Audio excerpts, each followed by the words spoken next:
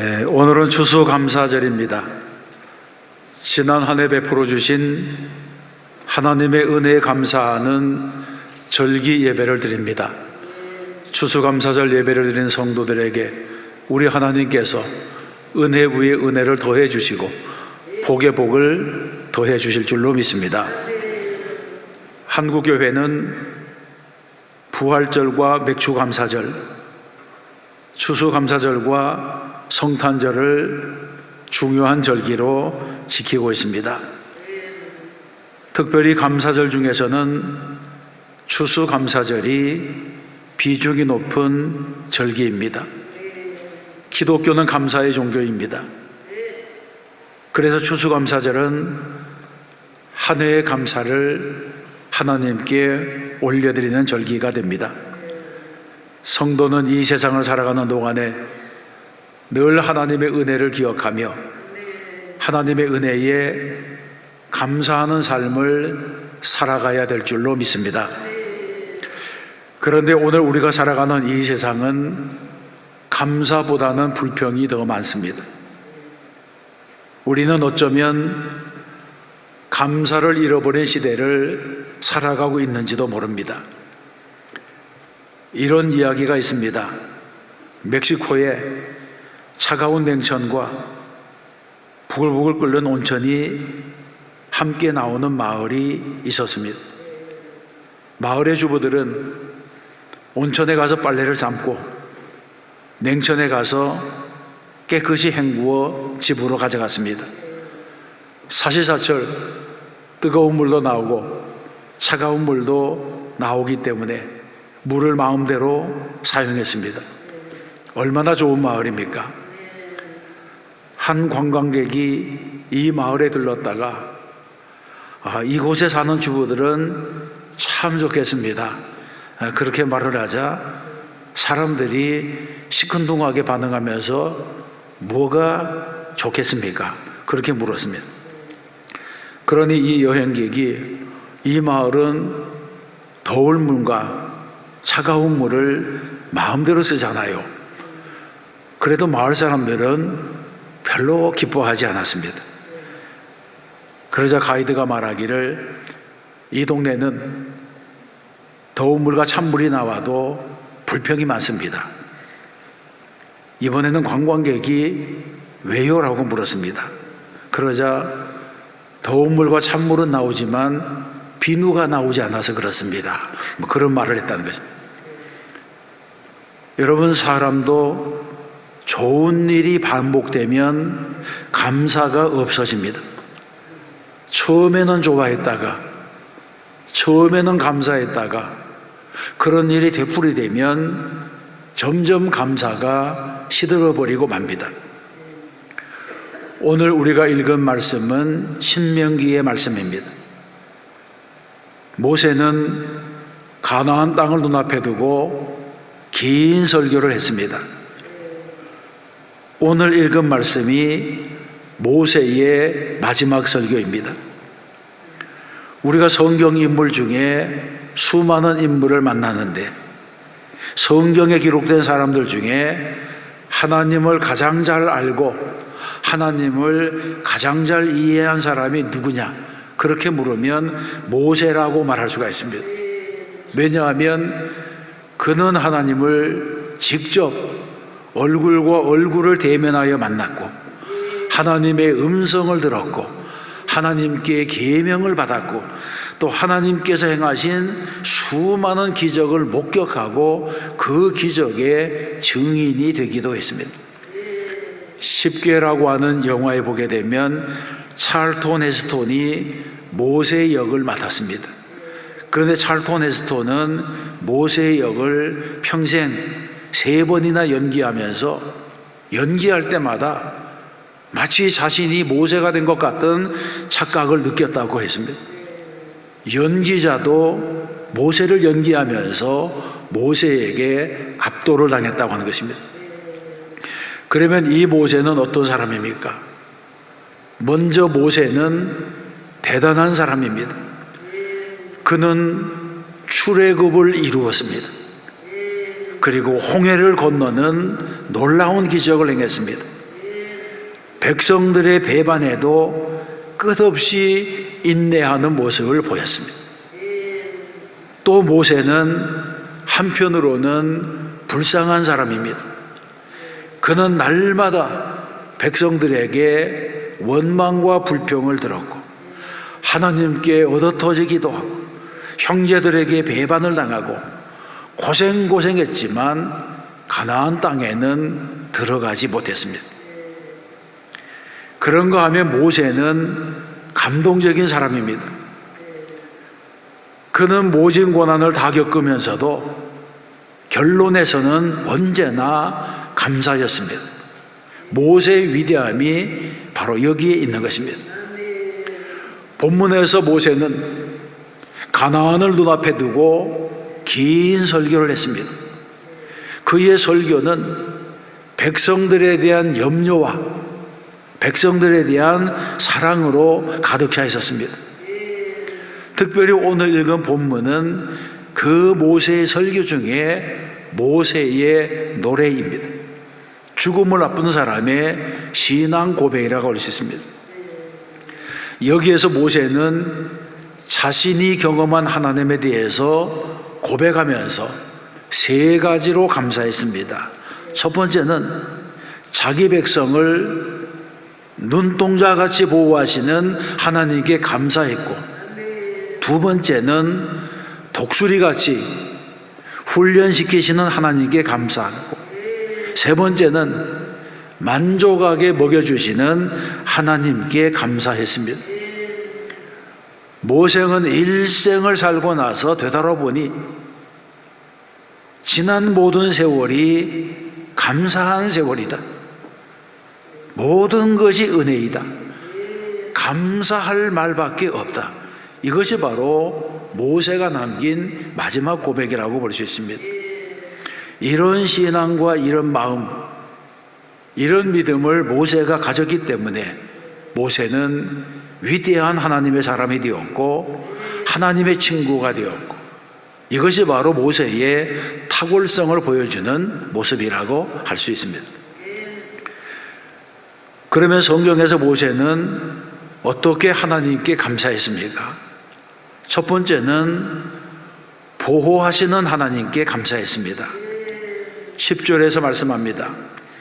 여호와께서 그를 황무지에서 짐승에 부르짖는 광야에서 만나시고 호위하시며 보호하시며 자기의 눈동자같이 지키셨다고 말하고 있습니다.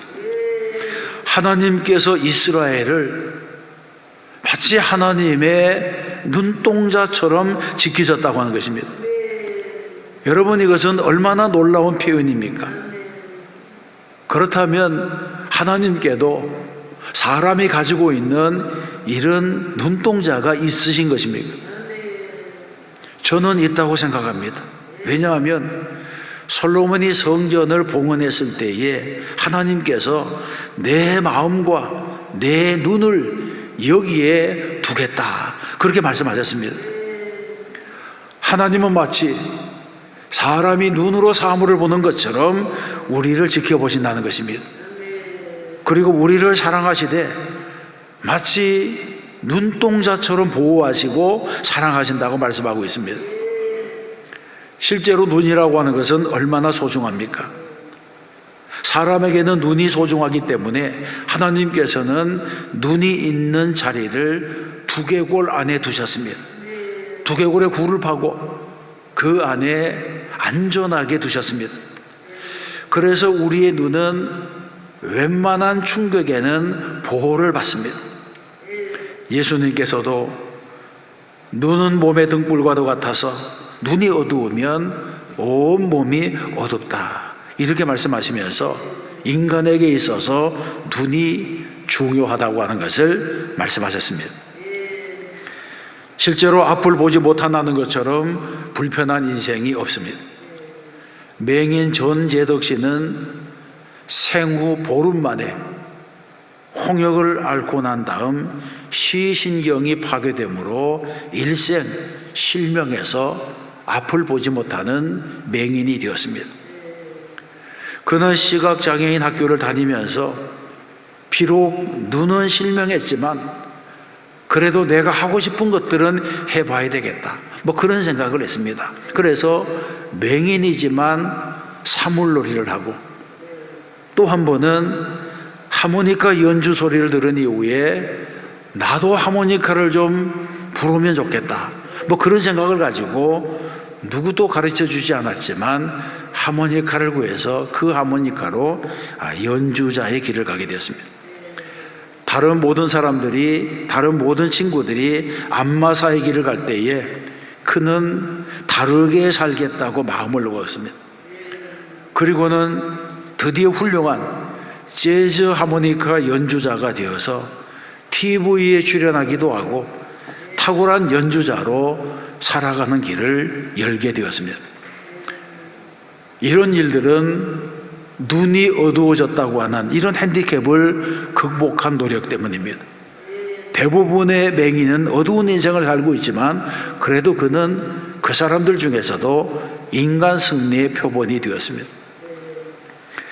여러분, 눈은 그만큼 중요한 기관입니다.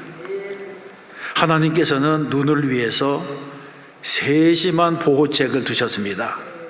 이물질이 눈 안에 들어가지 못하도록 눈꺼풀을 만들어 주셨고, 눈물샘을 두어서 늘 청결함을 유지하게 하셨습니다. 그리고 밑으로는 오염된 눈물이 빠지도록 했습니다. 하나님께서는 우리 눈을 얼마나 세밀하게 설계하셨는지 모릅니다. 눈을 소중하게 다루셨습니다. 그래서 눈동자처럼 보호하신다고 하는 것은 우리를 정말 소중한 존재로 보호하신다고 하는 그런 표현으로 말씀해 주고 있는 것입니다. 이 말씀은 하나님께서 최선을 다해서 완전하게 보호해 주시겠다고 하는 약속과도 같습니다. 오늘도 우리의 삶이 안전하게 보존되는 것은 하나님께서 눈동자처럼 보호해 주시기 때문인 줄로 믿습니다. 그래서 우리는 범사에 감사하는 삶을 살아가야 하는 것입니다. 두 번째는 훈련시키시는 하나님께 감사하고 있습니다.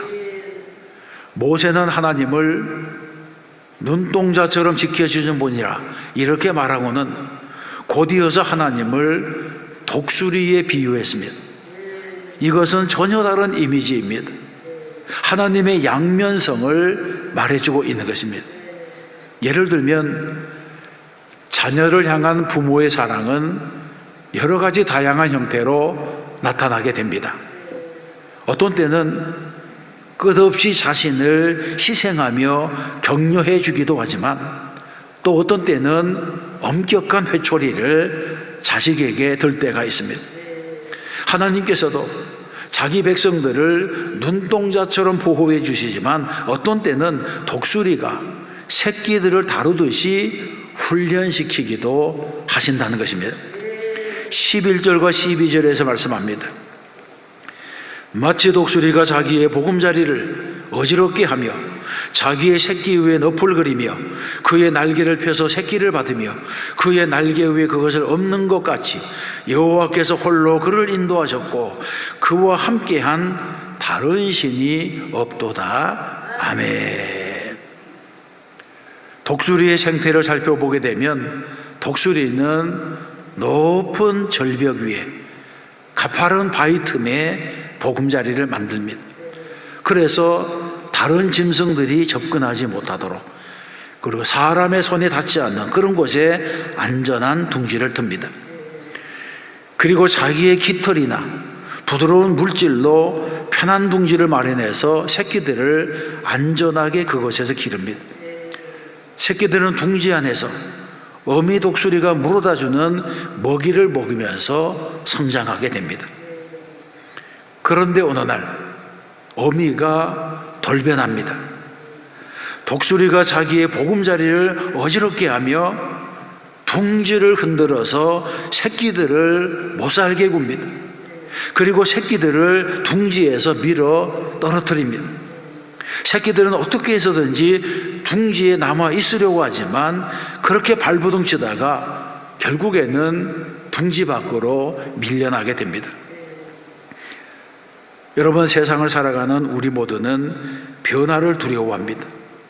누구나 편안한 것을 좋아합니다. 그래서 자기 삶이 조금만 안정이 되면 이대로 살았으면 좋겠다. 이 정도면 충분하다. 더 이상은 바라지도 않는다. 나는 오늘의 삶에 만족해. 그렇게 말하면서 적당한 현실에 만족하며 사는 그런 사람들이 생겨나게 됩니다. 그런데 하나님께서는 우리를 이런 안전한 둥지에서 밀어 떨어뜨릴 때가 있습니다. 갑자기 건강에 이상이 생기고 마음의 불안이 생겨서 잠을 못 이루게 하십니다. 사업이 무너지기도 하고 가정불화가 생기기도 하고 여러 가지 불상사가 겹쳐서 일어나기도 합니다. 하나님께서 우리의 보금자리를 어지럽히시는 것입니다. 어떤 사람은 처음 예수를 믿을 때에 이런 어려움 때문에 두 손 들고 하나님께 나오기도 합니다. 모든 일이 자기가 원하는 대로 다 되었다면 어떻게 교회에 나올 수가 있었겠습니까? 이미 예수를 믿는 사람들도 마찬가지입니다. 신앙생활을 하다가 가끔 나태해질 때가 있습니다. 잠을 잘 때가 있습니다. 그래서 너무 깊은 잠에 빠져 있으면 하나님께서 흔들어 깨우십니다. 보금자리를 어지럽히신다는 것입니다. 그래서 어떤 사람은 왜 하는 일마다 제대로 풀리지 않을까? 왜 이런 일들이 계속해서 내 삶에서 일어날까? 나는 왜 오늘 이렇게 살아가고 있을까? 그런 생각을 하기도 합니다. 그런데 이것은 일면으로 생각하면 하나님께서 보금자리를 어지럽히고 계신 것과도 같습니다. 하나님께 더 가까이 나오라고 하는 사인입니다. 그리고 여기서 그치지 않습니다. 어미 독수리는 새끼를 둥지에서 밀쳐서 떨어뜨립니다. 그리고 거의 땅에 떨어질 무렵 자기의 날개로 그 새끼를 받아 올립니다. 그리고 다시 높이 하늘로 올라가서 또 떨어뜨립니다. 또 땅에 닿을 무렵에 다시 받아 올립니다. 그러기를 반복하다 보면 어느 순간 새끼는 혼자서 공중을 날게 됩니다. 11절 말씀을 보세요. 자기의 새끼 위에 너풀거리며 그의 날개를 펴서 새끼를 받으며 그의 날개 위에 그것을 엎는 것 같이 여호와께서 홀로 그를 인도하셨다. 아멘. 독수리가 훈련을 받은 것처럼 이스라엘도 광야에서 하나님의 손에 훈련을 받았다고 하는 것입니다. 신앙생활을 잘하고 있음에도 불구하고 어려운 문제가 계속되는 때가 있습니다. 기도를 열심히 하지만 응답이 없는 세월이 지나가기만 합니다. 나을 것 같은 질병이 오랫동안 고통을 줄 때가 있습니다. 마치 하나님께서 독수리처럼 반복해서 하늘에서 떨어뜨리는 이런 일들을 계속하시는 것입니다. 이런 때에 지쳐버릴 수가 있고 회의에 빠질 수가 있습니다. 그러나 우리는 하나님께서 우리를 다루시고 있다고 하는 것을 알아야 됩니다. 언제까지 그렇게 하시는 것입니까? 잘 날 수 있는 믿음이 강해질 때까지입니다. 독수리가 여러 번 떨어지는 훈련을 통해서 결국은 스스로 날 수 있게 되는 것처럼 우리도 고통과 역경을 거치면서 스스로 날 수 있는 믿음을 가지게 되는 것입니다. 그러므로 우리에게 어려운 문제가 반복된다고 실망해서는 안 됩니다. 그 문제들은 결국 우리에게 힘 있는 날개를 달아주시려는 하나님의 훈련입니다. 하나님께서는 우리가 힘 있는 믿음의 날개를 통해서 하늘 높이 날아오기를 원하십니다. 우리는 이 사실을 믿어야 하는 것입니다. 세 번째 모세는 먹여주시는 하나님께 감사했습니다. 하나님은 우리를 눈동자와 같이 보호하시고 하늘 높이 날 수 있도록 훈련을 시키십니다. 뿐만 아니라 여러 가지 좋은 식물로 먹여주십니다. 13절과 14절이 그 사실을 말씀하고 있습니다. 여호와께서 그가 땅의 높은 곳을 타고 다니게 하시며 밭의 소난을 먹게 하시며 반석에서 꿀을, 굳은 반석에서 기름을 빨게 하시며 소의 엉긴 젖과 양의 젖과 어린 양의 기름과 바산에서 난 순양과 염소와 지극히 아름다운 밀을 먹이시며 또 포도즙의 붉은 술을 마시게 하셨다. 이렇게 말씀합니다. 이처럼 하나님은 그 백성들에게 좋은 것을 주신다는 것입니다. 땅의 높은 곳을 타고 다니게 하시며 라고 하는 이 말씀은 가나안 땅을 소유하며 다스리게 하실 것이라고 하는 약속입니다. 거기서 나는 온갖 좋은 것들을 먹게 하시겠다고 하는 것입니다. 반석에서 꿀을, 굳은 반석에서 기름을 빨게 하신다고 하는 말씀은 척박한 환경에서조차 축복을 받아 많은 소산을 얻게 하신다는 것입니다. 어떤 열악한 환경 가운데서도 먹이신다는 것입니다. 소의 엉긴 젖과 양의 젖과 어린 양의 기름이라고 하는 것은 가장 좋은 것을 상징합니다. 하나님께서 가장 좋은 것으로 먹게 하시겠다고 약속하고 있습니다. 또 바산에서 난 순양과 염소와 지극히 아름다운 이를 먹이신다고 한 이 말씀은 바산이라고 하는 장소는 지금의 골란고원입니다. 이스라엘의 북부 지역입니다.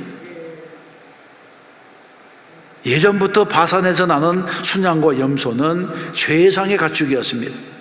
골란고원은 유대 광야와 달라서 풍부한 물, 목초지 그리고 최상의 목장들이 있는 곳입니다.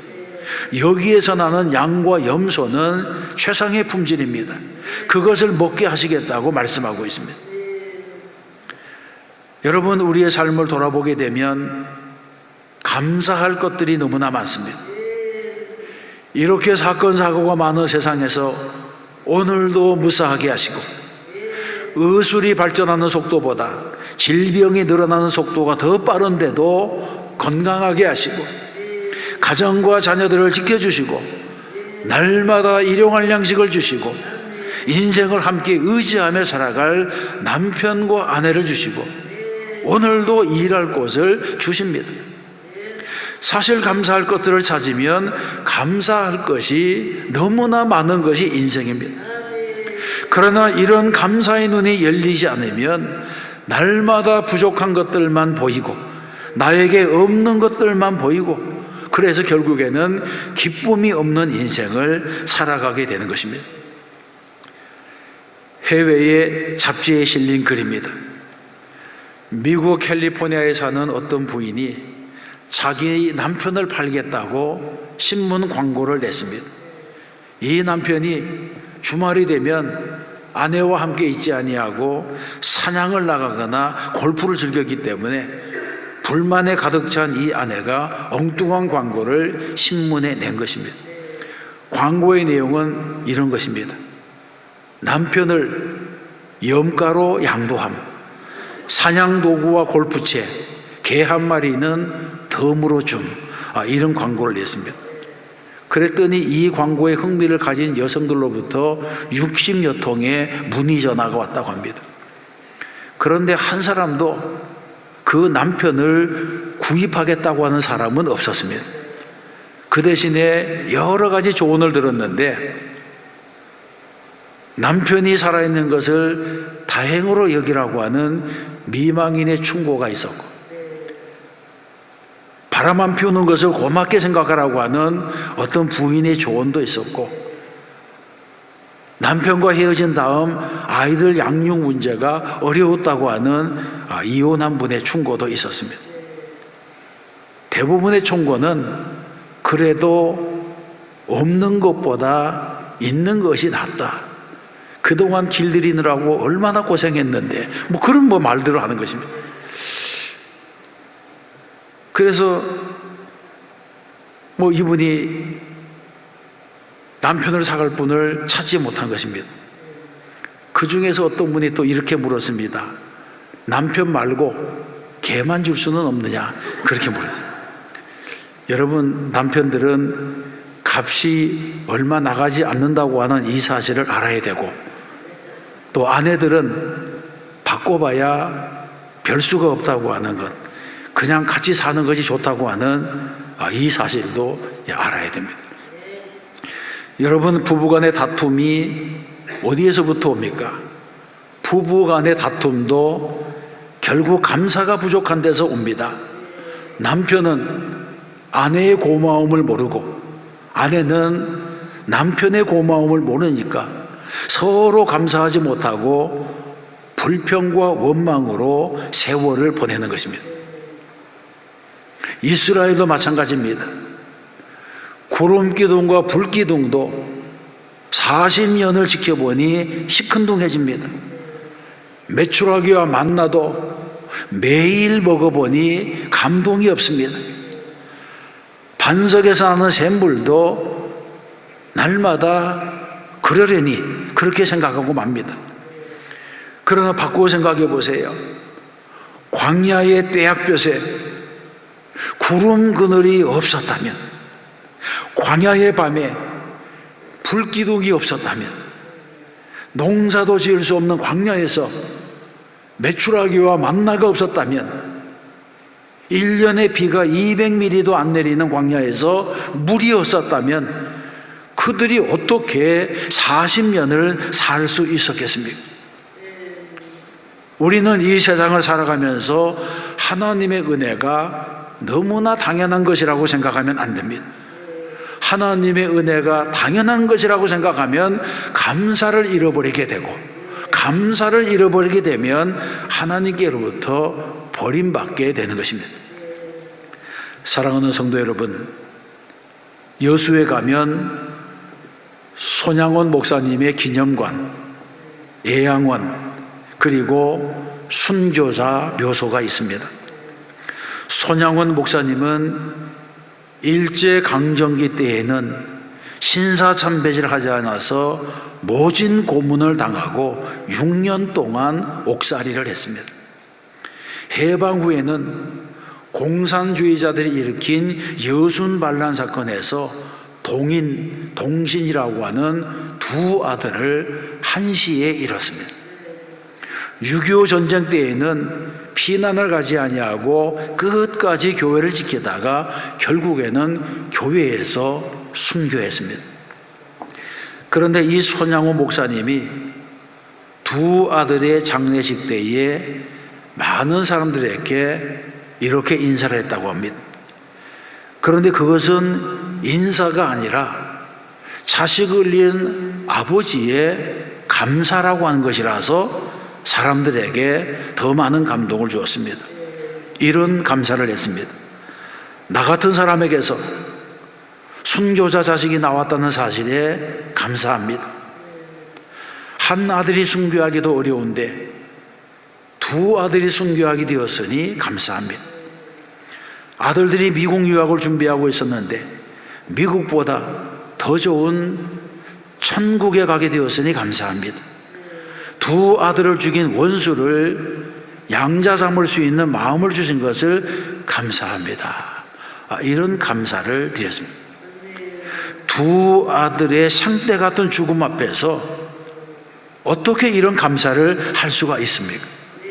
그래서 우리는 손양원 목사님을 사랑의 원자탄이라 그렇게 부르는 것입니다.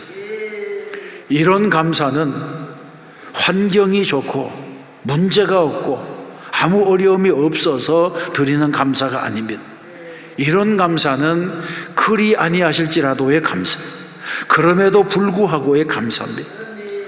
본질적인 것에 대한 감사가 있다면 모든 환경을 뛰어넘을 수 있는 감사가 있습니다.